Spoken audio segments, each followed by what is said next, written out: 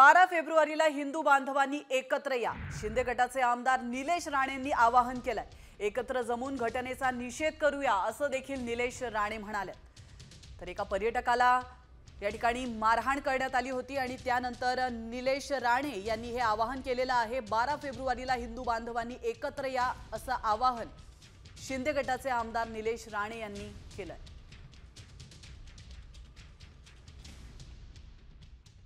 Police प्रशासनाला मला सांगणं आहे, 12 तारखेला 4 वाजता मी त्या गावात जाणार आणि जी चहाची टपरी ज्याच्यावर हे घडलं ती काढून टाकणार, कारण का ती इल्लीगल आहे। पोलीस प्रशासनाकडे किंवा शासनाकडे 48 तास आहेत। आज 10 तारीख आहे। 12 तारखेच्या आजची चहाची टपरी काढून टाकावी, नाहीतर मी स्वतः तिथे जाणार आणि तिकडे लॉ अँड ऑर्डरचा जर प्रश्न तयार झाला तर मग ही जबाबदारी सर्वस्वी पोलिसांवर असेल।